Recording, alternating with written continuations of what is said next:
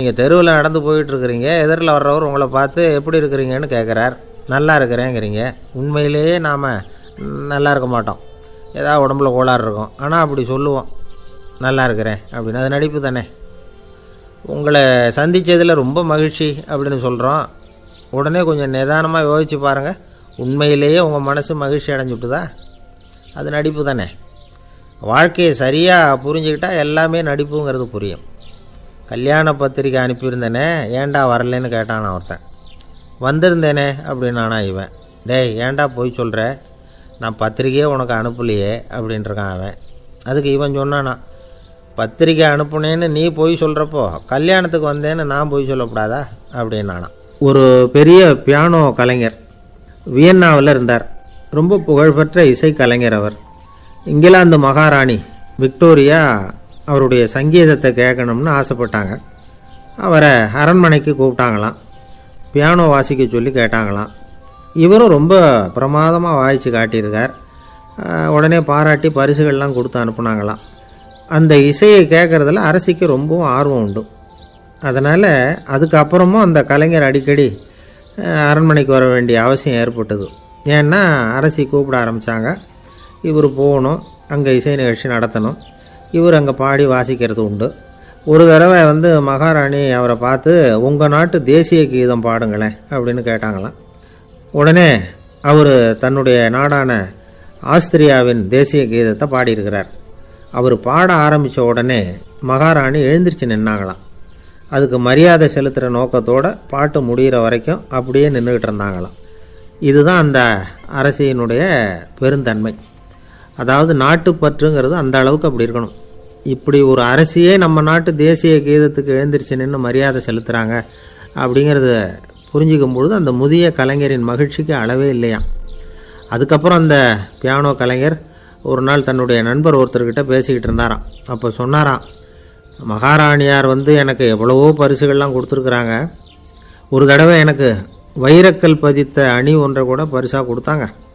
ஆனால் அதை விட உயர்ந்த விலை மதிக்க முடியாத அணி என்ன தெரியுமா? நான் என்னுடைய நாட்டு தேசிய கீதத்தை நான் பாடுறப்போ அவங்க எழுந்திரிச்சு நின்று மரியாதை செலுத்தினாங்களே, அதுதான் எனக்கு கிடைச்ச மிகப்பெரிய பரிசு அப்படின்னாராம். எனக்கு தெரிஞ்ச சங்கீத வித்வான் ஒருத்தர் இருக்கார். சமீபத்தில் ஒரு நாள் அவரை பார்த்தேன். எப்படி போயிட்டுருக்கு உங்கள் தொழில் அப்படின்னு கேட்டேன். ரொம்பவும் வித்தியாசமாக போயிட்டுருக்குங்க அப்படின்னார். என்ன சொல்கிறீங்க அப்படின்னேன். முன்னாடியெல்லாம் நான் பாடினா எதிரில் இருக்கிறவங்க தான் எழுந்திரிச்சு போயிட்டு இருந்தாங்க.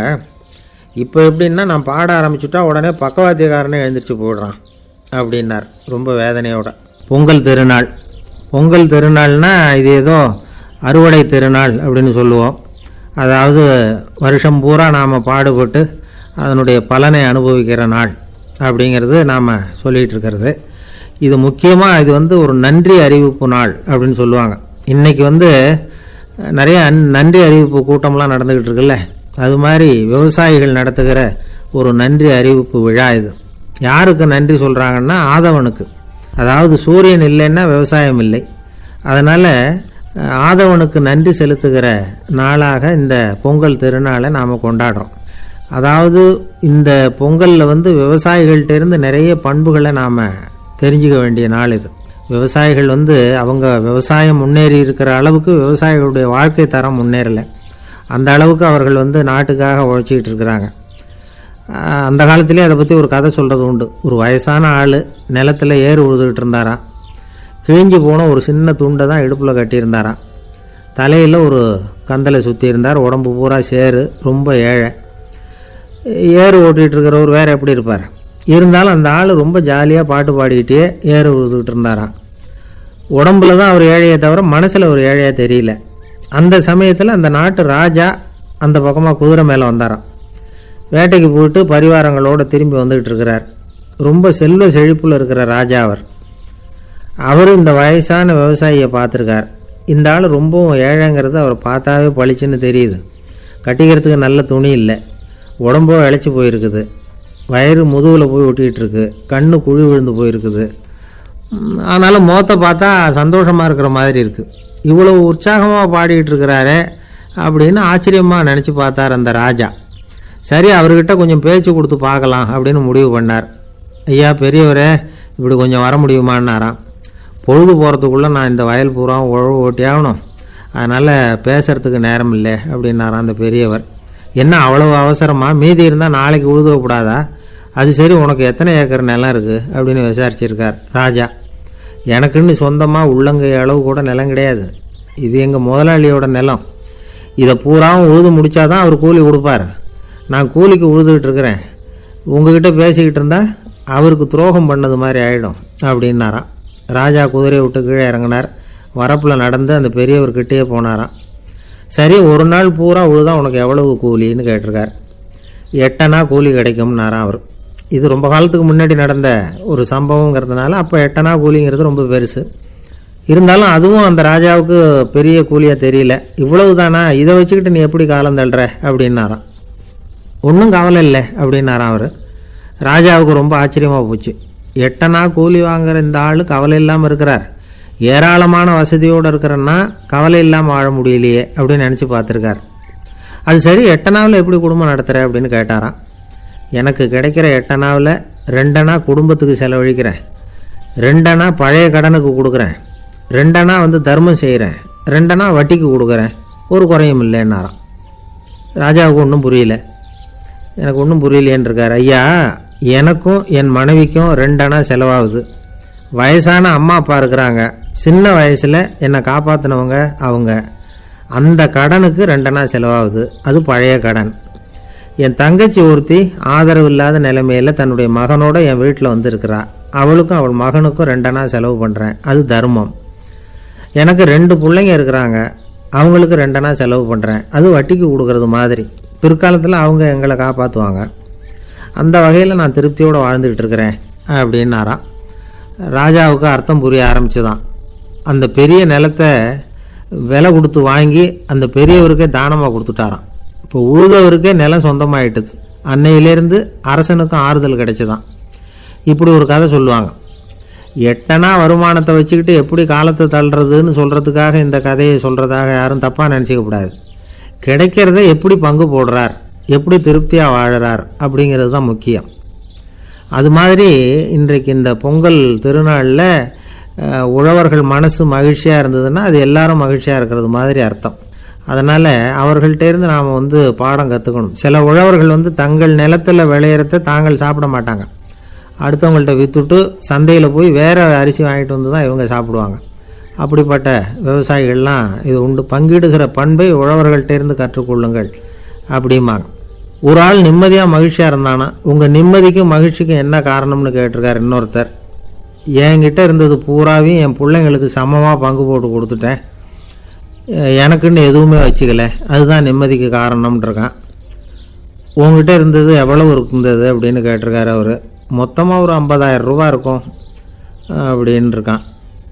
அவ்வளவும் பணமாகவே இருந்ததா அப்படின்னு கேட்டிருக்காங்க அவங்க. இல்லைங்க, அவ்வளவும் கடன், அதை தான் பிரித்து கொடுத்துருக்கேன் பிள்ளைங்க கிட்ட அப்படின்னு நானும். அவன் எது ரொம்பவும் கஷ்டமான காரியம் அப்படின்னு கேட்டார் ஒருத்தர். ஒருத்தருக்கு ஒருத்தர் சண்டை போடாமல் இருக்கிறது தான் ரொம்ப கஷ்டமான காரியம் அப்படின்னு தோணுது.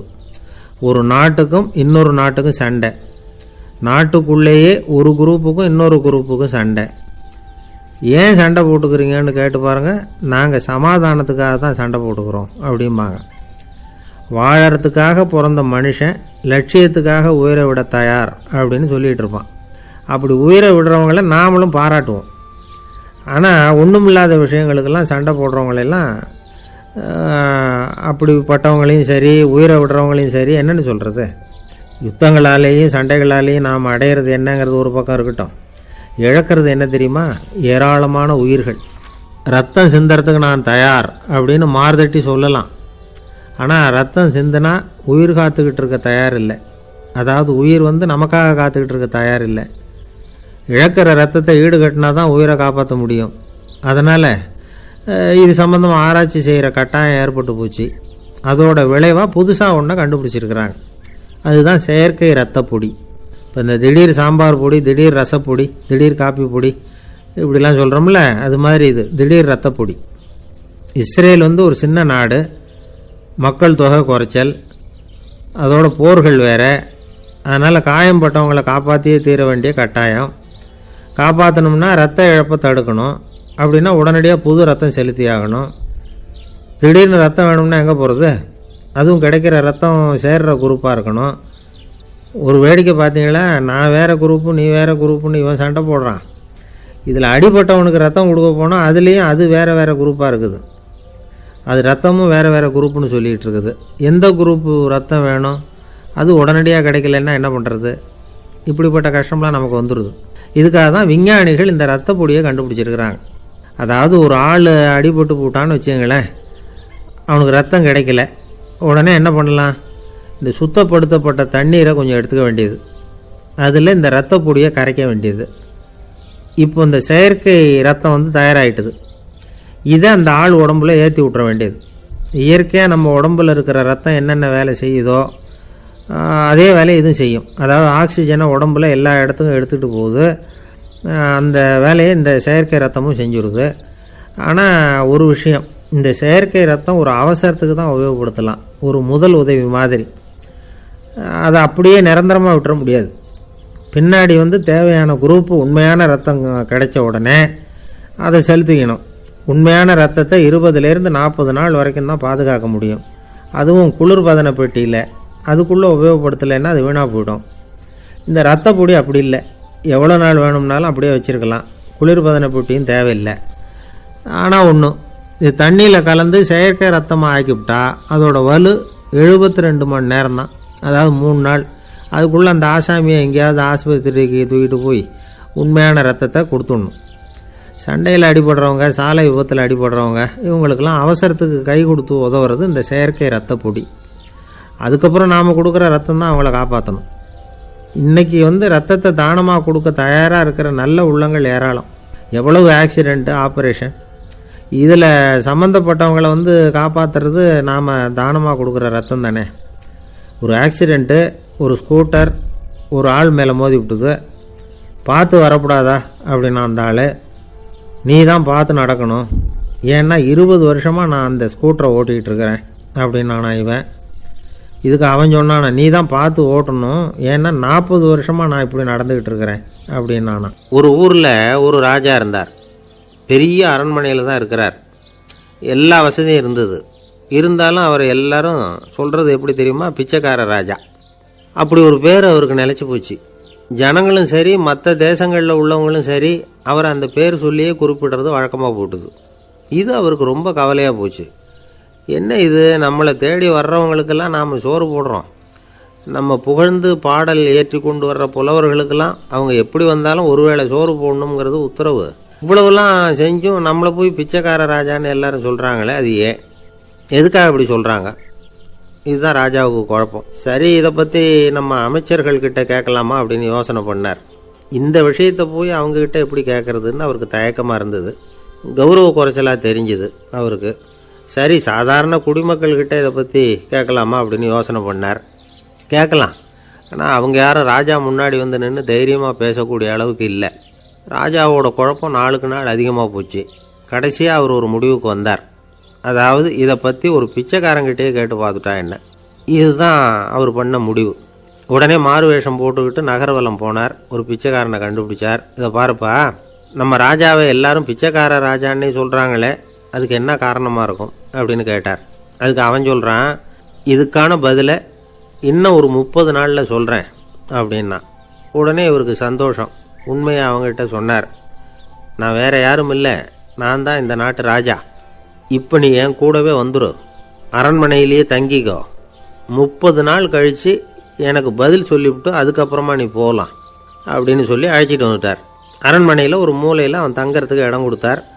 தினம் 2 வேளையும் இவனுக்கு சோறு போடுங்க அப்படின்னு உத்தரவு போட்டார். ராஜா கொடுத்த இடத்துல போய் உக்காந்துக்கிட்டான் அந்த பிச்சைக்காரன். தினமும் அந்த அரண்மனையில் நடக்கிறதையெல்லாம் கவனிச்சிக்கிட்டு வந்தான். வேளைக்கு சாப்பாடு வரும், சாப்பிட்டுக்கிட்டு இருக்கான். இப்படி 30 நாள் முடிஞ்சுது. ராஜா வந்தார். என்ன, என்னோட கேள்விக்கு பதில் என்னன்னு கண்டுபிடிச்சிட்டியான்னார். கண்டுபிடிச்சிட்டேன்னா. என்ன எல்லாரும் பிச்சைக்கார ராஜான்னு சொல்கிறாங்களே, அது நியாயமாக படுதா உனக்குன்னு கேட்டார். நியாயமாக தான் படுது, சந்தேகம் இல்லாமல் நீங்கள் பிச்சைக்கார ராஜா தான். என்ன தான் நீங்கள் வசதியோடவும் படைபலத்தோடவும் இருந்தால் கூட நீங்கள் வந்து எங்கள் வர்க்கத்தை சேர்ந்த ஆசாமி தான் அப்படின்னு அடித்து சொல்லிவிட்டான் அந்த ஆள். ஏனால் அப்படி சொல்கிறேன்னு கேட்டார் இவர். அரசே, ஒரு உண்மையை கண்டுபிடிச்சி சொல்கிறதா நான் உங்ககிட்ட சொன்னேன். நீங்கள் ராஜ பரம்பரைன்னா உடனே உங்கள் கழுத்தில் கிடக்கிற முத்து மாலையை கழட்டி பரிசாக கொடுத்துருப்பீங்க, பொண்ணையும் மணியையும் கொடுத்துருப்பீங்க. ஆனால் நீங்கள் அப்படி செய்யலை. என்னை ஒரு மூலையில் உட்கார வச்சு 2 வேளை சோறு போட சொன்னீங்க. உங்களை தேடி யார் வந்தாலும், யார் வந்து பாராட்டி பேசினாலும் அல்லது பிரச்சனைகளை சொன்னாலும் நீங்கள் செய்கிற ஒரே காரியம் சோறு போடுறது தான். பிச்சைக்காரனுக்கு சோறு மட்டும்தான் உலகம். உங்கள் விஷயத்திலையும் நீங்கள் அப்படி தான் நினைக்கிறதாக தெரியுது. நல்லா கவனிங்க. எந்த ஒரு பிரச்சனைக்கும் சோறு தான் முடிவுன்னு நினைக்கிறீங்க பாருங்கள். நீங்கள் சந்தேகமில்லாத எங்களை சேர்ந்த ஆள் தான் அப்படின்னு விட்டான் அந்த பிச்சைக்காரன். அதுக்கப்புறம் தான் அந்த ராஜா தன்னுடைய தவறுகளை எல்லாம் திருத்திக்கிட்டாராம். பசின்னு வர்றவங்களுக்கு சோறு தான் போடணும், அது தப்பு இல்லை. பாராட்ட வர்றவங்களுக்கெல்லாம் சோத்தையே போட்டு அனுப்புனா இப்படி தான் பேர் வரும். எனக்கு தெரிஞ்ச ஒருத்தர் தினமும் யாராவது ஒருத்தரை தன் வீட்டுக்கு அழைச்சிட்டு போவார், சாப்பாடு போட்டு அனுப்புவார். முன்னறிவிப்பு இல்லாமல் திடீர்னு ஒரு விருந்தாளியோட வீட்டில் போய் இவர் நிற்கிறது வழக்கம். அந்த அம்மாவும் இவருக்காக தயார் பண்ணி வச்சுருந்ததை இவர் அழைச்சிட்டு வந்திருக்கிற விருந்தாளிக்கு போட்டுருவாங்க. விருந்தாளி சாப்பிட்டுட்டு போனதுக்கப்புறம் இவர் மனைவி கிட்ட உனக்கு சிரமம் வேணாம் அப்படின்னு சொல்லிவிட்டு பக்கத்தில் உள்ள ஒரு ஹோட்டலுக்கு போய் காசு கொடுத்து சாப்பிட்டுட்டு வந்துடுவார். பல நாள் இப்படி நடக்கும். ஒரு நாள் அவரை தனியாக கூப்பிட்டுக்கிட்டு போய் ஏன் இப்படி பண்ணுறீங்கன்னு கேட்டோம். அதுக்கு அவர் சொல்கிறாரு, எங்கள் வீட்டு சாப்பாட்டிலேருந்து தப்பிக்கிறதுக்கு எனக்கு வேறு வழி எதுவும் தெரியல சார், அதனால தான் இப்படி பண்ணிகிட்ருக்கிறேன் அப்படின்னார் ரொம்ப பரிதாபமாக. ஒருத்தன் எப்படி நடந்துக்கிறாங்கிறத வச்சு தான் அந்த ஆள் எப்படிங்கிறத நாம் முடிவு பண்ணுறோம். ஆளுமைன்னு சொல்கிறோம்ல, அதுக்கு சூழ்நிலைகளை ஆளுகின்ற தன்மை அப்படின்னு விளக்கம் கொடுக்குறார் ஒரு உளவியல் நிபுணர். சரி, ஒரு மனிதனுடைய ஆளுமையை உருவாக்குகிற விஷயங்கள் என்னென்ன? பிறப்பு, வளர்க்கப்பட்ட விதம், படிப்பு, நண்பர்கள், சமுதாயம், இப்படி நிறைய உண்டு. ஆளுமையின் அடிப்படையில் சில மனநோய்கள் உண்டாகுது. அதெல்லாம் என்னென்னங்கிறத தெரிஞ்சு வச்சுக்கிட்டோம்னா நம்ம கூட இருக்கிறவங்கள அடையாளம் கண்டுபிடிக்கிறதுக்கு அது ரொம்ப உபயோகமாக இருக்கும். ஃப்ரெனாய்டு ஆளுமை அப்படின்னு ஒன்று. இந்த கோளாறு உள்ளவங்க எப்படி இருப்பாங்க தெரியுமா? அதிக உணர்ச்சி, சந்தேகம், பொறாமை இதெல்லாம் அதிகமாக இருக்கும். வளைஞ்சு கொடுக்க மாட்டாங்க. அடுத்தவங்களோட இணக்கமான உறவு இருக்காது. அவங்க செய்கிற தப்புக்கெல்லாம் அடுத்தவங்களை குறை சொல்லிகிட்டு இருப்பாங்க. இது ஒரு ரகம். அடுத்தது ஸ்கிசாய்டு ஆளுமை அப்படின்னு சொல்கிறாங்க. இந்த கோளாறு உள்ளவங்க அடுத்தவங்களோட பழக கூச்சப்படுவாங்க. சின்ன வயசுலேயே இது ஆரம்பமாயிடுது. பகல் கனவுலேயே சஞ்சரிப்பாங்க. அவங்களுடைய விரோதம், கோபம் இதை கூட வெளியில் காட்டிக்க முடியாமல் இருப்பாங்க. இவங்களுக்கு அகமுகம், பிரச்சனைகள்லேருந்து ஒதுங்கி எதுலேயும் ஈடுபாடு இல்லாதவங்களாக இருப்பாங்க. இப்படி ஒரு ரகம். அடுத்தது சைக்ளோதமிக் ஆளுமை அப்படின்னு சொல்கிறாங்க. அது என்னென்னா உணர்ச்சிகளில் ஏற்றத்தாழ்வு அதிகமாக இருக்குமா. சில சமயம் பார்த்தா மகிழ்ச்சியாக இருப்பாங்க, சில சமயம் சோகமாக உட்காந்துருப்பாங்க. அவங்க மனநிலைக்கு தகுந்த மாதிரி சமூக நிகழ்ச்சிகளில் பங்கெடுத்துக்குவாங்க. இன்னொரு வகை என்னென்னா எண்ணப்பீடிகை ஆளுமை அப்படின்னு பேர் வச்சுருக்கிறாங்க. அதுக்கு இவங்களுக்கெல்லாம் கரெக்டாக இருக்கணும். எல்லாம் சட்டத்திட்டம் எதுலேயும் ஒரு ஒழுங்குமுறை, இப்படி எதிர்பார்க்குற மனோபாவம். இவங்க எதிர்பார்ப்புக்கும் வரன்முறைக்கும் மற்றவங்க கட்டுப்படணும்னு நினைப்பாங்க. இந்த நிலைமை நீடித்தா என்ன ஆகும் தெரியுமா? அலைக்கழிக்கிற எண்ணங்கள் திரும்ப திரும்ப ஒரே செயலை செய்ய தூண்டுற மனத்தளர்ச்சிக்கு ஆளாயிடுறாங்க. அடுத்தது ஹிஸ்டீரியா ஆளுமை. சின்ன விஷயத்தையெல்லாம் பெருசுப்படுத்தி நாடகமாக்குற நடிகர்கள் இவங்க. உணர்ச்சி அதிகம் உள்ளவங்க. இவங்க மன எழுச்சியில் பக்குவமின்மை, குழந்தைத்தனம், முதிர்ச்சியின்மை எல்லாம் இருக்கும். தன்னலம் மிக்க குணம். பிறர் தன்னை மட்டுமே கவனிக்கணும்னு நினச்சி செயல்படுறது, இதெல்லாம் இவங்க அடையாளம். அடுத்த ரகம் எப்படின்னா வளர்ச்சியற்ற ஆளுமைன்னு சொல்கிறாங்க. அடுத்தவங்களோட இணங்கி போக முடியாதவங்க, அறிவு, மன எழுச்சி, சமூக உறவு இதில் எல்லாம் போதுமான வளர்ச்சியையும் நிறைவையும் பெற முடியாதவங்க. இவங்களால வாழ்க்கையில் முன்னேற முடியாது. பிச்சைக்காரங்க, குற்றவாளிகள், இவங்ககிட்டெல்லாம் இது மாதிரியான ஆளுமை அதிகமாக இருக்குமா. அடுத்தது என்னென்னா சோர்வு உடைய ஆளுமை. எதுலேயும் உற்சாகம் இல்லாமல் சோர்ந்து போயிருப்பாங்க. அதுக்கெல்லாம் நமக்கு வலிமை இல்லைப்பா அப்படின்னு சொல்லிகிட்டு இருப்பாங்க. சின்ன விஷயங்களுக்கெல்லாம் அதிர்ச்சி அடையிறது, வாழ்வின் சுவையை அனுபவிக்க முடியாதவங்க. இன்னொரு ரகம் இது கொதித்தெழும் ஆளுமைங்கிறாங்க. எதுக்கு எடுத்தாலும் ஆத்திரம், குரோதம், வன் செயல் இதிலெல்லாம் ஈடுபாடு, இப்படி உள்ளவங்க. நத்தை வகை ஆளுமை அப்படின்னு ஒன்று. அடுத்தவங்க மேலே விரோதம் இருக்கும், அடிக்கணுங்கிற எண்ணம் இருக்கும். ஆனால் அதை அப்படியே வெளியில் காட்டாமல் அதே சமயம் அமைதியான முறையில் வெறுப்பை வெளிக்காட்டுற ரகம். இவங்கெல்லாம் பேசாமல் கம்முன்னு இருந்துக்கிட்டே நினச்சதை நிறைவேற்றிக்கிடுவாங்க. முன்ஜாக்கிரதை ஆளுமை அப்படின்னு ஒரு ரகமாக. பாதுகாப்பின்மை, சந்தேகம், முழுமையின்மை, அறவேக்காட்டுத்தனம் இந்த மனப்போக்கு அதிகமாக இருக்கிறதுனால அகம்பாவம், புடிவாதம், எச்சரிக்கை எல்லாம் அளவுக்கு மீறி இருக்கும். இது வரைக்கும் நாம் பேசிக்கிட்டு இருந்த ஆளுமை பண்புகள் அளவுக்கு அதிகமாக போயிட்டுதுன்னா ஆளுமை கோளாறுகள் ஏற்படும். அதன் அடிப்படையில் மனவியாதிகள் வருமா. அதனால் இணக்கமான எல்லாரும் விரும்புகிற இயல்பான ஆளுமையை பெறுவதற்கு நாம் முயற்சி செய்யணும் அப்படிங்கிறது மனோதத்துவ நிபுணர்களுடைய ஆலோசனை. ஒருத்தர் ஒரு மனோதத்துவ டாக்டரை தேடிட்டு வந்தாராம். டாக்டர், எனக்கு மனசில் ஏதோ வியாதி, ஆளுமை கோளாறு, அதாவது எனக்கு சீக்கிரமாக செத்து போனால் தேவையில்லைன்னு தோணுது அப்படின்னாராம். உடனே அந்த டாக்டர், சரி அப்படின்னா இங்கே இருங்க, நான் வைத்தியம் பார்க்குறேன் அப்படின்னாராம். ஆஃபீஸை முடிஞ்சு வீட்டுக்கு போகிற சமயத்தில் ஒருத்தர் கடைக்கு போய் ஸ்வீட் வாங்கினார். சரி, வீட்டுக்கு பிள்ளைங்களுக்கு தான் வாங்கிட்டு போகிறார் அப்படின்னு மற்றவங்க நினச்சாங்க. அவர் அப்படி செய்யலை. அந்த இடத்துலையே பொட்டலத்தை பிரித்தார். திருட மாதிரி அப்படியே சுற்றி ஒரு தரம் பார்த்துக்கிட்டார். யாரும் தெரிஞ்சவங்க இல்லைங்கிறத முடிவு பண்ணிவிட்டு அவசரமாக அதை அப்படியே போட்டு முழுகிவிட்டு கையை தொடச்சிக்கிட்டு நல்ல பிள்ளை மாதிரி நடந்து போக ஆரம்பிச்சிட்டார். அவர் யாருன்னா, அவரோட பிரச்சனை எல்லாருக்கும் தெரியாது, சில பேருக்கு தான் தெரியும். அதாவது அவர் உடம்பில் சர்க்கரை இருக்குதுன்னு டாக்டர் சொல்லிவிட்டாராம். அதனால் வீட்டில் சர்க்கரையே இவர் கண்ணில் காட்டுறதில்ல. அதனால் இவர் யார் கண்ணிலையும் படாமல் இப்படிப்பட்ட வேலைகள்லாம் செய்கிறது வழக்கம். யாருக்கும் தெரியாமல் இப்படி ஸ்வீட்டை வாங்கி சாப்பிட்டுட்டு அவர் பாட்டுக்கு போயிடுறது. இப்படிப்பட்டவங்களுக்கெல்லாம் கொஞ்சம் ஆறுதலான தகவல் இன்றைக்கி. அது என்னென்னா, நாம் சாப்பிட்ற சர்க்கரைக்கும் நம்ம உடம்பில் உள்ள சில கோளாறுகளுக்கும் அப்படி என்ன தான் சம்மந்தம் இருக்குது. இதை பற்றி சமீபத்தில் சில ஆராய்ச்சிகள்லாம் நடந்திருக்குது. ஏன்னா சர்க்கரைன்னாவே விஷம் மாதிரி அதை பார்க்குறவங்களும் சில பேர் உண்டு. சின்ன பிள்ளைங்களுக்கு வயத்தில் பூச்சி உண்டாகிறதுலேருந்து பெரியவங்களுக்கு நீரிழிவு வர்ற வரைக்கும் எல்லாத்துக்கும் சர்க்கரை தான் காரணம்னு சொல்லிகிட்டு இருக்கிறோம். ஆனால் அந்த அளவுக்கு பயப்பட வேண்டிய அவசியம் இல்லை அப்படின்னு சொல்கிறாங்க. சர்க்கரை வியாதி, இருதய நோய், பித்த நீர்ப்பை நோய், இதெல்லாம் சில நோய்கள்லாம் நாம் சாப்பிட்ற சர்க்கரைக்கும் தொடர்பு இருக்குன்னு நினைக்கிறோம். ஆனால் அப்படி சம்பந்தம் உண்டுங்கிறதுக்கு போதுமான அளவுக்கு ஆதாரம் இல்லை அப்படிங்கிறாங்க ஆராய்ச்சியாளர்கள். ஒரே ஒரு சம்பந்தம் தான் உறுதியாக இருக்குதான். அதுவும் இந்த பல் சிதைவு அப்படின்னு இருக்கு இல்லையா, அந்த சர்க்கரை சாப்பிட்றதுக்கும் இந்த பல் சிதைவுக்கும் சம்பந்தம் இருக்குது அப்படிங்கிறத மட்டும் உறுதியாக சொல்கிறாங்க. சர்க்கரைன்னா நாம் சாப்பிட்ற ஜீனி மட்டும் இல்லை, பழம், காய்கறி, பால், தேன், இப்படி எல்லாத்துலேயும் அது இருக்குது. கேரட்டு கொடுக்குற சத்தில் 88% சர்க்கரை, ஆப்பிள் கொடுக்குற சக்தியில் 95% சர்க்கரை. இது ஜீனி சர்க்கரை, இது ஆப்பிள் சர்க்கரை அப்படிங்கிற வித்தியாசம்லாம் உடம்புக்கு கிடையாது. ரெண்டுமே உடனடியாக சக்தி கொடுக்குது. ஒரு ஸ்பூன் சர்க்கரையில் 16 கலோரி தான் சத்து இருக்குது. அதிகமாக சர்க்கரை சாப்பிட்டா நீரிழிவு வந்துருங்கிறது தப்பான ஒரு அபிப்பிராயம்.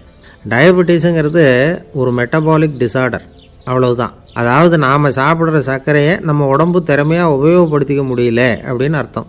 அதனால தான் அதிகமாக இனிப்பு வேணாம்னு சொல்கிறோம். ஏற்கனவே உடம்பால் முடியாத ஒன்று மறுபடியும் அது தலையில் சுமத்தி அதிகமாக வேலை வாங்க வேணாமே அப்படிங்கிறதுக்காக தான். ஆகாரத்தில் அதிகமாக சர்க்கரை இருந்தால் அதனால் உடனே சர்க்கரை வியாதி வந்துடும்ங்கிறதுக்கு விஞ்ஞான ரீதியாக போதுமான ஆதாரம் இல்லை. அதனால் எப்போவாவது அதிகமாக ஸ்வீட்டு சாப்பிட்டுட்டா ஐயோ அதிகமாக சாப்பிட்டோமோ என்ன பண்ண போகுது தெரியலையே அப்படின்னு நினச்சி மனசை போட்டு குழப்பிக்க வேண்டியதில்லை.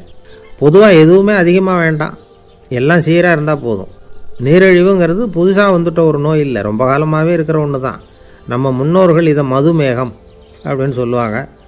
அதை கட்டுப்படுத்துறதுக்கு அவங்களே சில வழிமுறையை சொல்லி வச்சுருக்கிறாங்க. அது என்னென்னா வேறு ஒன்றும் இல்லை, இந்த பாவக்காய், முள்ளங்கி, அருகம்புல், அவ்வளவுதான். வெள்ளை முள்ளங்கி இருக்குல்ல, அதை வாரத்துக்கு 3 நாள் சாப்பிட்டுக்கிட்டு வாங்க. நூலுக்கோல் ரொம்ப நல்லது. இல்லைன்னா முள்ளங்கி சாறு 1 ounce சாப்பிட்டுட்டு வரலாம். ரத்தத்தில் சேர்கிற சர்க்கரை அளவு இதெல்லாம் கட்டுப்படுத்துது. சிறுநீரில் காணப்படுகிற சர்க்கரை அளவையும் சமநிலைப்படுத்துது.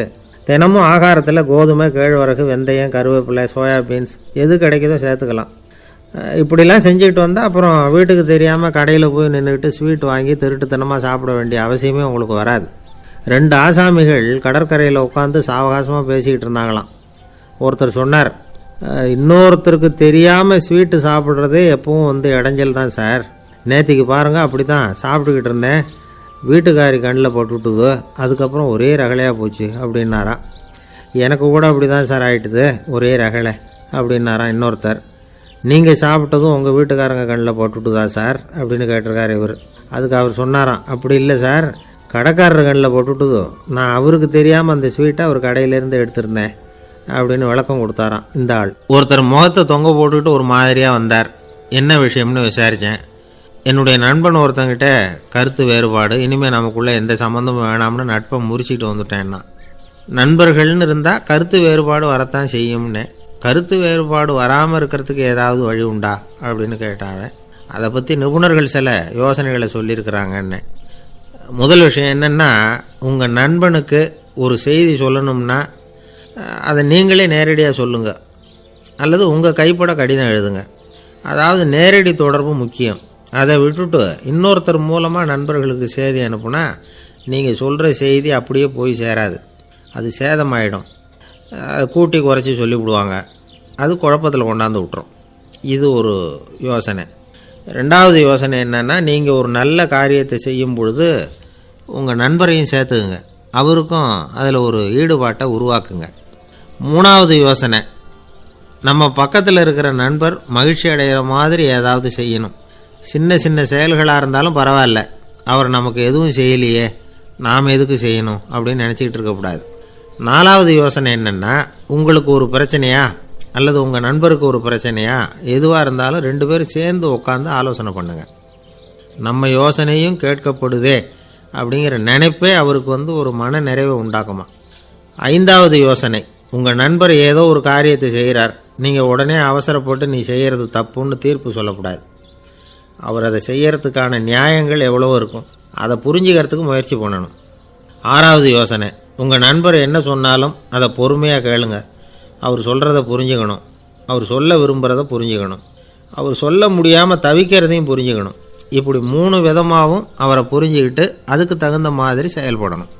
7வது யோசனை என்னென்னா, உங்கள் நண்பர் உங்ககிட்ட ஏதோ ஒரு கருத்தை சொல்கிறார், அது உங்களுக்கு பிடிக்கல, அதுக்காக உடனே நீ சொல்கிறது சரியில்லை, நான் ஒத்துக்க மாட்டேன் அப்படின்லாம் மறுத்துக்கிட்டு இருக்கக்கூடாது.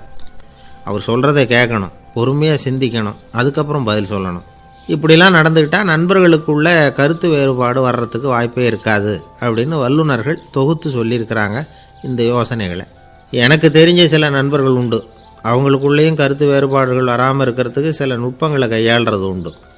ஒருத்தர் சொன்னார், அந்த டாக்டர் சின்ன வயசுலேருந்து என் கூட பழகினவர், நாங்கள் 2 பேரும் இணை பிரியாத நண்பர்கள், இருந்தாலும் எனக்கு உடம்பு சரியில்லைன்னா நான் அவர்கிட்ட வைத்தியம் பார்த்துக்க மாட்டேன் அப்படின்னார் ஒருத்தர். ஏன் அப்படின்னு கேட்டேன். எங்கள் நட்பு கெட்டுப்போடக்கூடாது இல்லையா, அதனால தான் அப்படின்னாரு இவர். ஒரு மனுஷனுக்கு 3 விதத்தில் கர்வம் உண்டாகிறதுக்கு வாய்ப்பு உண்டு. பணம், பதவி, புகழ். பணம் அதிகமாக வந்தால் கர்வம் வரலாம், பதவி பெருசாக வந்துட்டுதுன்னா கர்வம் வரலாம், புகழ் அதிகமாக போனாலும் கர்வம் வரலாம். இந்த 3 வகையான கர்வத்துக்கும் இடம் கொடுக்காமல் இருக்கிறாங்க பாருங்கள், அவங்க தான் சிறந்த மனிதர்கள். ஒரு பெரிய பொறுப்பில் இருக்கிறவங்களுக்கு கர்வம் வந்துடக்கூடாது. அப்படி வந்துட்டுதுன்னா அது எல்லாருக்கும் இடைஞ்சல். ஒரு ராஜா இருந்தார். அவர் ஒரு நாள் தன்னுடைய தலைநகரத்தை சுற்றி வந்துக்கிட்டு இருந்தார். ஒரு இடத்துல ஒரு அழகான நிலத்தை பார்த்தார். ஆஹா, இந்த இடத்துல நமக்குன்னு ஒரு மாளிகையை கட்டினா எவ்வளோ நல்லாயிருக்கும் அப்படின்னு நினச்சார். ராஜா நினச்சா அது முடியாத காரியமா? சரி, இந்த நிலம் யாருக்கு சொந்தம்னு விசாரிங்க அப்படின்னார் பக்கத்தில் இருந்தவங்கக்கிட்ட. அவங்கெல்லாம் ஓடி போய் விசாரித்தாங்க. அந்த இடம் ஒரு வயசான கிழவிக்கு சொந்தம், வயசான அம்மாவுக்கு சொந்தமாக. அந்த அம்மா தான் அதில் ஒரு குடிசையை போட்டு குடியிருந்துகிட்டு இருக்கிறாங்க. சரி, அந்த நிலத்துக்கு ஒரு விலையை நிர்ணயம் பண்ணி அதை அந்த வயசான அம்மாக்கிட்ட கொடுத்துருங்கோ அப்படின்னு உத்தரவு போட்டார் ராஜா. ஆனால் அந்த அம்மா, இது எங்கள் பூர்வீக இடம், இதை விற்க மாட்டேன் அப்படின்னு சொல்லிவிட்டுது. சரி, 2 பங்கு விலை கொடுக்குறோம்னு சொல்லி பாருங்க அப்படின்னாங்க. அப்படியே சொன்னாங்க அரண்மனை ஆட்கள். அதுக்கும் சம்மதிக்கலை அந்த அம்மா. இதை கேள்விப்பட்டதும் ராஜாவுக்கு கோபம் வந்துட்டுது. தன்னுடைய ஆளுங்களை கூப்பிட்டார். போய் அந்த குடிசையை பிரித்து எறிங்க, காசெல்லாம் ஒன்றும் கொடுக்காதீங்க அப்படின்னு கத்தினார். அவ்வளோதான். அடுத்த நிமிஷம் அரண்மனை ஆசாமிகள் போனாங்க, குடிசையை பிரித்து எரிஞ்சாங்க. அந்த வயசான அம்மா இருக்கு, அதுவும் அந்த இடத்த விட்டு துரத்தி விட்டாங்க. அந்த இடத்துல ஒரு அரச மாளிகையை கட்டி முடிச்சிட்டாங்க. அந்த வயசான அம்மா பாவம், ராஜாவே இப்படி பண்ணால் யார்கிட்ட போய் முறையிட முடியும்? ஒரு ஞானி இருந்தார், அவர்கிட்ட போய் சொன்னாங்க. அவர் இவங்க சொன்னதை கேட்டு மனசில் வச்சுக்கிட்டார். ஒரு நாள் அந்த ராஜாவே இந்த ஞானியை கூப்பிட்டார். புதுசாக ஒரு மாளிகை கட்டியிருக்கிறேன், வந்து பாருங்கன்னு. சரின்னு சொல்லி இந்த பெரியவர் ஒரு நாள் இந்த மாளிகைக்கு போனார். சும்மா போகல, ஒரு கழுதையையும் ஓட்டிகிட்டு போனார். கொஞ்சம் சாக்குகள், வெத்து சாக்கு, அதையும் எடுத்து கழுதை முதுகில் போட்டு கழுதையை ஓட்டிகிட்டு போகிறார். ராஜா பார்த்தார், அவருக்கு இது ஆச்சரியமாக இருந்தது. என்ன இது மாளிகைக்கு வந்துட்டு போங்கன்னு கூப்பிட்டா கழுதை சாக்கு இதெல்லாம் கூப்பிட்டு வராரே, ஒன்றும் புரியலையேன்னு நினச்சார். எதுக்காக இதெல்லாம்னு கேட்டார். அரசருடைய தோட்டத்திலேருந்து கொஞ்சம் மண் எடுத்துகிட்டு போகிறதுக்கு ஆசைப்படுறேன், அதுக்கு நீங்கள் அனுமதி கொடுக்கணும் அப்படின்னாரு இவர். இது என்ன வேடிக்கையான கோரிக்கையாக இருக்குது அப்படின்னு நினச்சார் ராஜா. இருந்தாலும் மண்ணு தானே கேட்குறாரு, எடுத்துகிட்டு போகட்டுமே அப்படின்னு நினச்சார். சரின்னு அனுமதி கொடுத்தார். அந்த பெரியவர் தோட்டத்துக்கு போனார், மண்ணை வெட்டினார், சாக்கில் போட்டு நிரப்புனார். ராஜாவை கொஞ்சம் கிட்ட வாங்கன்னு கூப்பிட்டார். இந்த மண் மூட்டையை தூக்கி கழுதையோட முதுகில் வைக்கணும், கொஞ்சம் உதவி பண்ணுங்கன்னார். ஓ பண்ணுறேனே அப்படின்னு சொல்லி ராஜா கிட்ட போனார். மூட்டையை தூக்கி பார்க்குறாரு, முடியல, திணறி போட்டார். இப்போ அந்த ஞானி பேசினாராம். அரசே, இந்த ஒரு சாக்கு மண்ணையே உங்களால் தூக்க முடியல, அந்த கிழவிகிட்ட இருந்து அந்த அக்கிரமமாக அபகரித்த இந்த தோட்டம் பூராவையும் சுமக்கணும்னு ஆசைப்படுறீங்களே, அது உங்களால் முடியுமா அப்படின்னு கேட்டாராம். ராஜா யோசனை பண்ண ஆரம்பித்தார். தன்னுடைய செயலுக்காக வருத்தப்பட்டாராம்.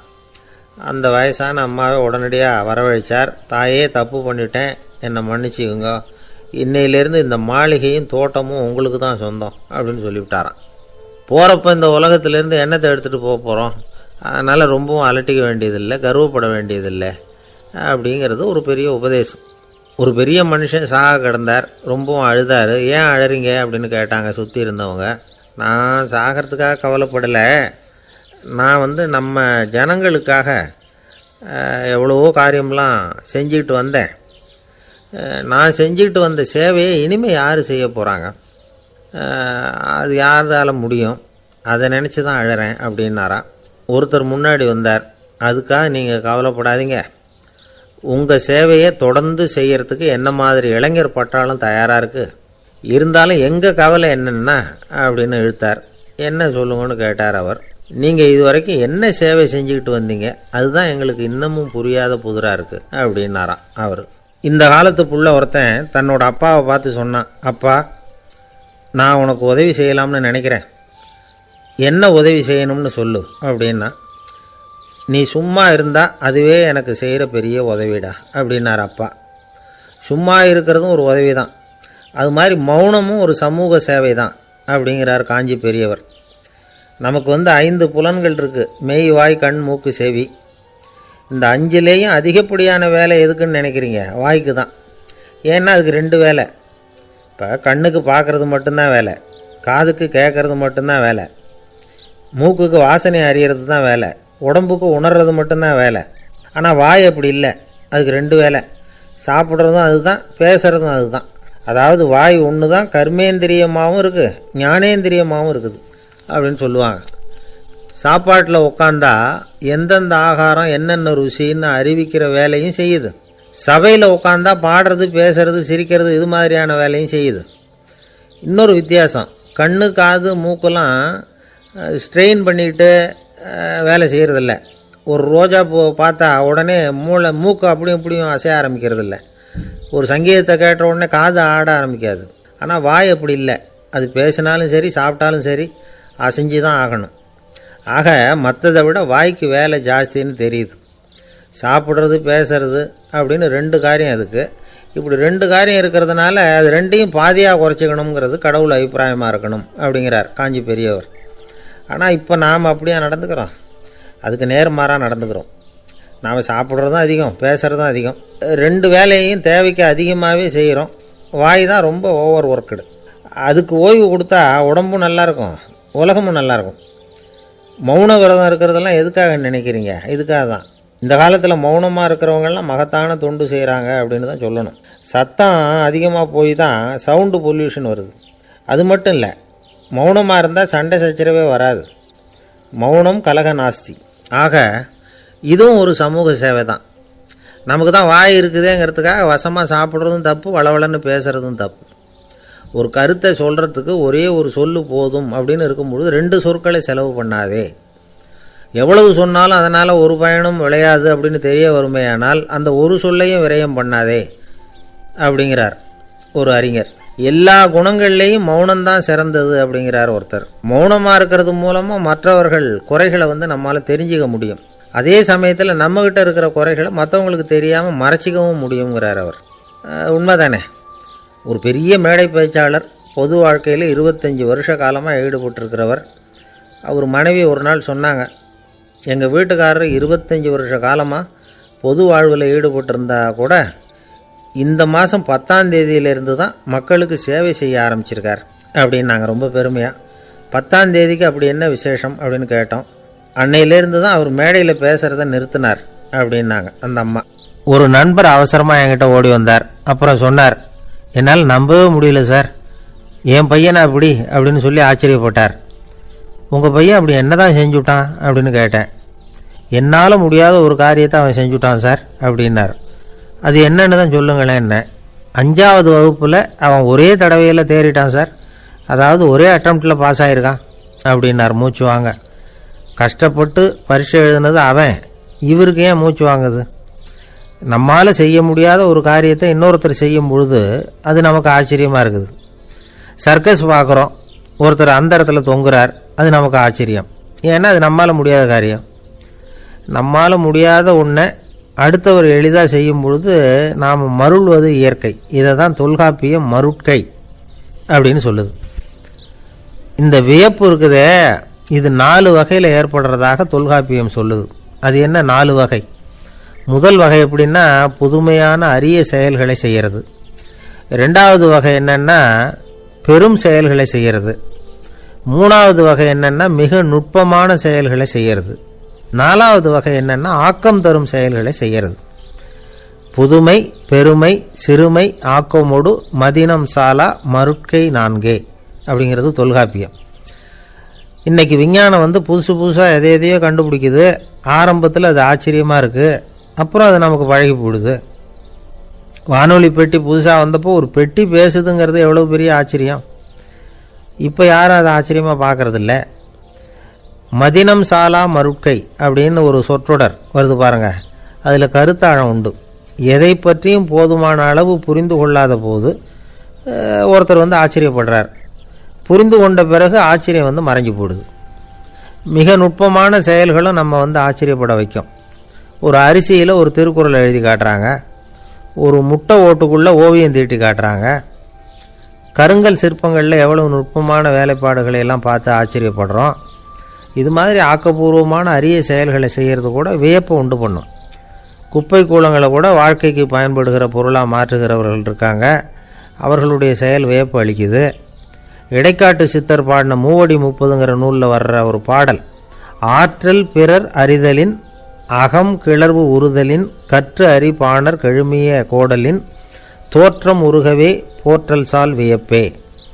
ஒருத்தருடைய ஆற்றல் தெரியாமல் இருந்தது, அவருடைய அரிய செயலை பார்க்கும் பொழுது வியப்பாக இருந்தது, மனசுக்குள்ள கிளர்ச்சி. பாவலர்கள் இவர்களுடைய புகழை பாடி மற்றவர்களும் தெரிந்து கொள்ளுமாறு செய்கிறார்கள் அப்படிங்கிறதான் ஒரு யதார்த்தமான உண்மை. ஆக எல்லா வகையிலும் மக்கள் தங்களுடைய வாழ்க்கையில் முன்னேறுவதற்கான வழிகாட்டுகிற ஒரு மெய்ப்பாடு தான் வியப்புங்கிறது. இந்த காலத்தில் நம்ம எப்படியெல்லாம் ஆச்சரியப்பட வைக்கிறாங்க. ஒரு ஆளை பிடிச்சி ஜெயிலில் கொண்டு வந்தாங்க. ஜெயில் அதிகாரி அவனை ரொம்ப ஆச்சரியமாக பார்த்தாரான். இவன் கேட்டான், ஏன் சார் அப்படி பார்க்குறீங்க, நான் இப்போ இங்கே வர்றது உங்களுக்கு ஆச்சரியமாக இருக்குதா அப்படின்னு கேட்டிருக்கான். இதுக்கு ஜெயில் அதிகாரி சொல்லியிருக்கார், நீ இப்போ இங்கே வந்ததில் எனக்கு ஒன்றும் ஆச்சரியம் இல்லைப்பா, ஏற்கனவே நீ இங்கேருந்து விடுதலையாகி போய் 6 மாதம் ஆச்சு, இவ்வளவு லேட்டாக வர்றியே அதுதான் எனக்கு ஆச்சரியமாக இருக்குது அப்படின்னாராம். ஒருத்தர் ஒரு தவறு செஞ்சு விடுறாருன்னு வச்சுக்கோங்க, உடனே நீ செஞ்சது தவறு அப்படின்னு சொல்கிறது ஒரு வகை. அதுக்கு பதிலாக எது சரின்னு அவர் புரிந்து கொள்ள உதவி செய்கிறது இன்னொரு வகை. இந்த 2வது வகை இருக்குது பாருங்கள், நிர்வாக இயலில் இது ரொம்ப முக்கியம். அலுவலகத்தில் வேலை பார்க்குற ஒருத்தர் முக்கியமாக தெரிஞ்சுக்க வேண்டியது என்ன தெரியுமா? சக ஊழியர்கள்கிட்ட எப்படி பழகணும், மேலதிகாரிகள்கிட்ட எப்படி பழகணும், தனக்கு கீழே வேலை செய்கிறவங்க கிட்ட எப்படி பழகணும், வாடிக்கையாளர்கள்கிட்ட எப்படி பழகணும், இவங்க எல்லார்கிட்டையும் செம்மையான உறவை ஏற்படுத்திக்கிறது எப்படி, இதையெல்லாம் சொல்லிக் கொடுக்குற பாடம் தான் இன்டர் பர்சனல் ஸ்கில், திறமையான உறவு அப்படிங்கிறது. எந்த வேலையில் இருந்தாலும் சரி, இந்த உறவுகளை வளர்க்கும் திறன் உள்ளவங்க சீக்கிரம் முன்னுக்கு வந்துடுறாங்க. மற்றவங்க கிட்ட உறவை பலப்படுத்திக்கிறது எப்படி அப்படின்னு தெரிஞ்சுக்கிட்டோம்னா எந்த ஒரு தடையையும் சுலபமாக தாண்டி செய்கிற தொழிலில் முன்னுக்கு வந்துடலாம். ஹார்வர்டு பல்கலைக்கழகத்தில் ஒரு கணக்கெடுப்பு பண்ணி பார்த்தாங்களாம். பார்க்குற வேலையில் எது மாதிரி குணாதிசயம் உள்ளவங்க வேகமாக முன்னுக்கு வர்றாங்க அப்படின்னு தெரிஞ்சுக்கிறதுக்காக இந்த கணக்கெடுப்பு. வெவ்வேறு துறையில் வேகமாக முன்னுக்கு வந்திருக்கிற பல பேரை சந்தித்து இந்த சர்வேயை நடத்தியிருக்கிறாங்க. அவங்க கண்டுபிடிச்சி சொல்லியிருக்கிற உண்மை என்ன தெரியுமா? ஒருத்தர் ஒரு வேலையில் இருந்தால் அது சம்பந்தப்பட்ட சப்ஜெக்ட் பற்றிய அறிவு 35% இருந்தால் போதுமா. ஆனால் உறவுகளை வளர்க்கக்கூடிய திறன், இன்டர் பர்சனல் ஸ்கில்லு 65% வேணும். இப்படி உள்ளவங்க சீக்கிரம் முன்னுக்கு வந்துடுறாங்களாம். அதனால் ஒருத்தருக்கு வேலை சரியாக புரியலைன்னா கூட விவரமாக மற்றவங்க கிட்ட பழகிறது எப்படின்னு புரிஞ்சால் போதும், அவர் முன்னுக்கு வந்துடலாம். அலுவலகங்களில் மட்டும் இல்லை, எல்லா இடங்கள்லையும் இது ரொம்ப முக்கியம். வீட்டுக்குள்ளேயும் இது ரொம்ப முக்கியம், வீட்டுக்கு வெளியேயும் இது முக்கியம். அடுத்தவங்க கிட்ட பழகிறது எப்படிங்கிறத தெரிஞ்சிக்காதவன் வாழ்க்கையில் முன்னேற முடியாது. இன்னைக்கு ஆயுதங்களால் காயப்படுத்தி கொள்ளுகிறவர்களை விட வார்த்தைகளால் காயப்படுத்தி கொள்ளுகிறவர்கள் தான் அதிகம். பெரியவங்க என்ன சொல்கிறாங்க தெரியுமா? நீங்கள் இந்த பூமியில் பிறந்ததன் அர்த்தம் பூர்த்தி ஆகணும்னா அடுத்தவங்களுக்கு உதவி பண்ணுங்க. அடுத்தவங்களுக்கு உதவி செய்ய முடியாவிட்டால் கூட பரவாயில்லை, ஆனால் யாரையும் புண்படுத்தி விடாதீங்க அப்படின்னு சொல்கிறாங்க. எனக்கு தெரிஞ்ச ஒருத்தர் ஒரு அலுவலகத்தில் வேலை பார்க்குறார். அவர் சொல்லுவார், எனக்கு இந்த இன்டர் பர்சனல் ஸ்கில் ரொம்ப அதிகம் சார். சக ஊழியர்கள்கிட்ட ரொம்ப சுமூகமாக நடந்துக்குவேன். என் கூட வேலை பார்க்குற ஒருத்தருக்கு ஏதாவது ஒரு கஷ்டம்னா அந்த சமயத்தில் அவர் செய்ய வேண்டிய வேலையை நான் செஞ்சிருவேன் சார் அப்படிம்பார். நான் அவர்கிட்ட சமீபத்தில் அப்படி ஏதாவது செஞ்சுருக்கீங்களா அப்படின்னு கேட்டேன். செஞ்சுருக்கேன் சார். போன வாரம் புதன்கிழமை ஆஃபீஸில் என் பக்கத்து சீட்டுக்காரருக்கு வயிற்று வலி. உடனே நான் மெடிக்கல் லீவ் போட்டுவிட்டு எங்கள் வீட்டுக்கு போயிட்டேன் சார் அப்படின்னார். ஒரு அம்மா தெருவில் உட்காந்து என்னத்தையோ தேடிட்டு இருக்கிறாங்க. அந்த அம்மா ஒரு சூஃபி ஞானி. அவங்க பேர் என்னன்னா ரபியா அல் அடாவியா. அந்த அம்மாவுக்கு கண் கூட தெளிவாக தெரியாது. அந்த பக்கமாக வந்த சில பேர் இவங்களுக்கு உதவி செய்கிறதுக்காக வந்தாங்க. என்ன தேடிட்டு இருக்கிறீங்க அப்படின்னு கேட்டாங்க. இதுக்கு அந்த அம்மா, அந்த கேள்வி அவ்வளோ முக்கியத்துவம் இல்லை, நான் தேடிட்டு இருக்கிறேன், உங்களால் முடிஞ்சால் எனக்கு உதவி பண்ணலாம் அப்படின்னாங்களாம். உதவி செய்ய வந்தவங்களுக்கு ஆச்சரியம். எதை தேடுறோங்கிறது தெரியாமல் இப்படி ஏன் நேரத்தை செலவழிக்கிறீங்க? நாங்கள் எப்படி உங்களுக்கு உதவ முடியும்? எங்களுக்கு ஒன்றும் புரியலையே அப்படின்ட்டுருக்காங்க. சரி, உங்களை திருப்தி பண்ணுறதுக்காக சொல்கிறேன். ஒரு குண்டூசி தொலைஞ்சி போச்சு, அதை தேடுறேன் அப்படின்னாங்களாம் அந்த அம்மா. அதுக்கப்புறம் இவங்களும் சேர்ந்து தேட ஆரம்பிச்சிட்டாங்க. கொஞ்ச நேரம் ஆச்சு, ஒன்றும் கிடைக்கல. உதவி செய்ய வந்தவங்களும் அழுத்து போட்டாங்க. அப்புறம் கேட்டாங்க, பாருங்கம்மா, இது ரொம்பவும் பெரிய தெரு, அகலமான தெரு. அதனால் குறிப்பாக நீங்கள் எந்த இடத்துல அந்த குண்டூசியை தொலைச்சிங்க அதை சொல்ல முடியுமான்னாங்களாம். இதுக்கு அந்த அம்மா, நீங்கள் மறுபடியும் அர்த்தமில்லாத கேள்வியை கேட்குறீங்க, உங்கள் கேள்விக்கும் நான் தேடுறதுக்கும் என்ன சம்மந்தம்னாங்களாம். இதை கேட்டதும் அவங்க ஒரு மாதிரி ஆயிட்டாங்க. என்னம்மா நீங்கள் பைத்தியம் மாதிரி பேசுகிறீங்க அப்படின்னாங்களாம். சரி, உங்களை மறுபடியும் திருப்திப்படுத்துறதுக்காக சொல்கிறேன், அதை நான் எங்கள் வீட்டில் தொலைச்சுட்டேன் அப்படின்னாங்களாம். அப்புறம் எதுக்காக இங்கே வந்து தேடிட்டு இருக்கிறீங்க அப்படின்னு கேட்டிருக்காங்க. ஏன்னா இங்கே தான் வெளிச்சம் அதிகமாக இருக்குது, அங்கே வீட்டுக்குள்ளே இருட்டாக இருக்குது, அதனால் இங்கே வந்து தேடுறேன். வெளிச்சம் உள்ள இடத்துல தானே தேட முடியும் அப்படின்னாங்களாம் அந்த ஞானி. இந்த கதைக்கு என்ன அர்த்தங்கிறத பெரியவங்க சொல்கிறாங்க. அதாவது இந்த தேடுதல்ங்கிறது ஒரு வியாதி. அது நம்ம சதா அலைய வைக்கும், பைத்தியமாக மாற்றுறதுக்கு முயற்சி பண்ணோம். ஒரு காலம் அது நிறைவு அடையவே அடையாது. வாழ்வுங்கிறது ஒரு புரிந்து கொள்ள முடியாத சதா ஏங்கி கொண்டிருக்கிற ஒரு செயல். அதுக்கு ஆரம்பமும் இல்லை, முடிவும் கிடையாது. எதையோ தேடணும் அப்படிங்கிற உந்துதல் நமக்குள்ளே இருக்கும், ஆனால் குறிப்பாக எதை தேடிட்டு இருக்கிறோம் அப்படிங்கிறது புரியாது. அப்படி ஏதாவது ஒன்றை தேடி அடைஞ்சிடுறோம்னு வச்சுக்கோங்க, உடனே ஒரு அதிருப்தி வந்துடும். அதனால் வாழ்க்கைங்கிறது சலிப்பு நிறைந்தது அப்படிங்கிற எண்ணத்தை உண்டாக்கிக்கிறோம். ஒன்று அடைஞ்சதுக்கு அப்புறம் இன்னொன்று தேட ஆரம்பிச்சிருவோம். ஆக இந்த தேடல்ங்கிறது நாம் ஒன்று அடைஞ்சாலும் அடையாவிட்டாலும் தொடர்ந்து நடந்துக்கிட்டு தான் இருக்கும். இதுக்கு முடிவே கிடையாது. இந்த உண்மையை நாம் நல்லா புரிஞ்சுக்கணும் அப்படிங்கிறது பெரியவங்களுடைய கருத்து. ஏழையும் தேடுறான், பணக்காரனும் தேடுறான், நோயாளியும் தேடுறான், நோய் இல்லாதவனும் தேடுறான், அதிகாரம் உள்ளவனும் தேடுறான், அதிகாரம் இல்லாதவனும் தேடுறான், முட்டாளும் தேடுறான், அறிவாளியும் தேடுறான். ஆனால் யாரும் இதை தான் தேடி சாதிக்க போகிறோம், இதுதான் முடிவு அப்படின்னு திட்டவட்டமாக சொன்னதில்லை. ஒன்று அடைஞ்சதும் இன்னொன்று தேட ஆரம்பிச்சிடுறாங்க, அவ்வளோதான். அதாவது உங்களின் தேடுபவர் உங்கள் உள்ளே தான் இருக்கிறார், அவரை தேடி கண்டுபிடியுங்கள். இதுதான் ஞானிகள் நமக்கு சொல்லுகிற ஒரு ஆலோசனை. நம்மால் ஒருத்தன் ஜெயிலில் இருந்தான். இன்னொரு கைதி அவனை பார்த்து கேட்டான், ஏன்பா உன்னை பார்க்குறதுக்கு வெளியிலேருந்து யாருமே இங்கே வர்றது இல்லையே, உனக்கு சொந்தக்காரங்களே கிடையாதா அப்படின்னு கேட்டானா. ஏன் இல்லை, எனக்கு சொந்தக்காரங்க நிறைய பேர் உண்டு, அவங்க என்னை பார்க்க வராததுக்கு காரணம் வேற அப்படின்ட்டுருக்கான் இவன். என்ன காரணம்னு கேட்டான் அவன். அதுக்கு இவன் சொன்னானா, அதுக்கு என்ன காரணம்னா அவங்க எல்லாரும் இங்கே உள்ளேயே இருக்கிறாங்க அப்படின்னானா. ஒரு சீன தேசத்து அரசர் இருந்தார். அவருக்கு வயசாயிட்டுது.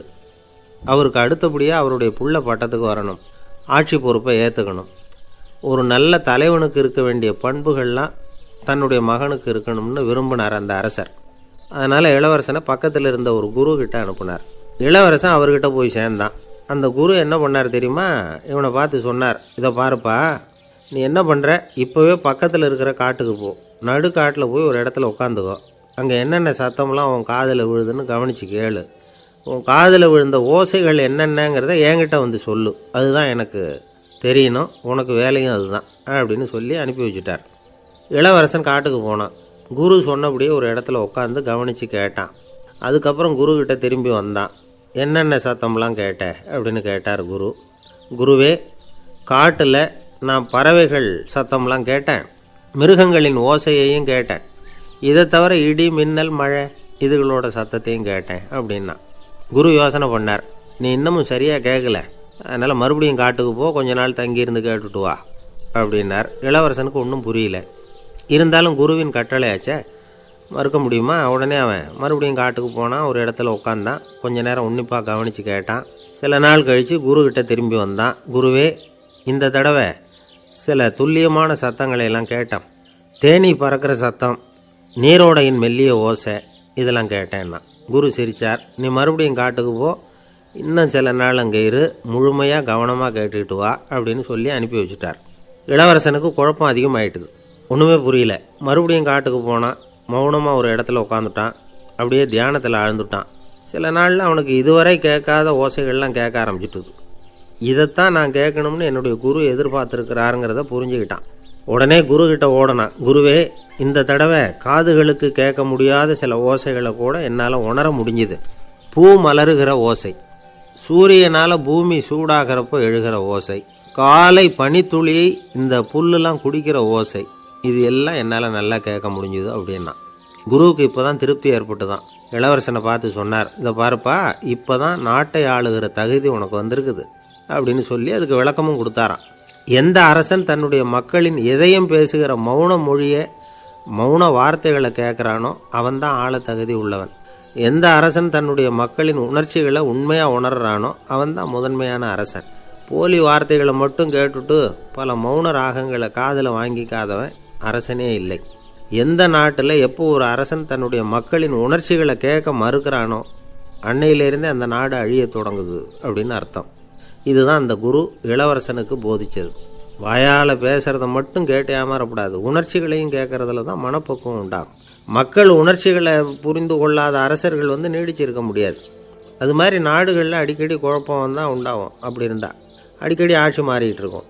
அப்படிப்பட்ட ஒரு தேசம், அங்கே ஒரு சிறைச்சாலையில் 3 கைதிகள் பேசிக்கிட்டு இருந்தாங்க. ஒருத்தன் சொன்னான், நான் இந்த நாட்டு ராஜாவை எதிர்த்து பேசிக்கிட்டு இருந்தேன், அதனால் என்னை பிடிச்சி கொண்டாந்து இங்கே போட்டுவிட்டாங்க அப்படின்னா ஒருத்தன். இன்னொருத்தன் சொன்னான், நான் இந்த நாட்டு ராஜாவை ஆதரித்து பேசிக்கிட்டு இருந்தேன், அதனால் என்னை பிடிச்சி கொண்டாந்து இங்கே தள்ளிவிட்டாங்க அப்படின்னா. அது சரி, நீ என்ன தப்பு பண்ண அப்படின்னு சொல்லி 3வது ஆளை பார்த்து இவங்க கேட்டாங்க. அதுக்கு அந்த ஆள் சொல்கிறான், நான் தான் இந்த நாட்டு ராஜா அப்படின்னானா. ஒரு ஆசாமி வேகமாக ஓடிக்கிட்டு இருந்தான். ஏன் இப்படி ஓடுறேன்னு கேட்டார் இன்னொருத்தர். அங்கே ஒரு ஆளை அடிபட்டு கிடக்கிறான், அதை பார்த்தேன், உடனே ஓடுறேன்னா. எங்கேன்னு கேட்டார். ஆஸ்பத்திரிக்குன்னா. ஒரு ஆள் அடிபட்டு கிடக்கிறத பார்த்தா உடனடியாக நாம் செய்ய வேண்டியது முதல் உதவி, அதுக்கப்புறம் தான் ஆஸ்பத்திரி. இன்றைக்கி விபத்துங்கிறது சர்வசாதாரணமாக நடந்துக்கிட்டு இருக்குது. வாகன விபத்து, வெடிகுண்டு விபத்து, தீ விபத்து, கட்டடம் சரியறது, பூகம்பம், இப்படி நிறைய நடக்குது. ஒரு விபத்தை பார்த்துட்டா நம்மளில் பல பேர் நமக்கு என்னத்துக்கு வம்புன்னு ஒதுங்கி போயிடுறதும் உண்டு. சில பேர் துணிஞ்சு கிட்ட போய் உதவி செய்கிறதும் உண்டு. அப்படி உதவி செய்ய நினைக்கிறவங்களுக்கு உபயோகப்படுற தகவல் இது. விபத்தில் காயமடைஞ்சவங்களை 3 பிரிவாக பிரிக்கலாமா.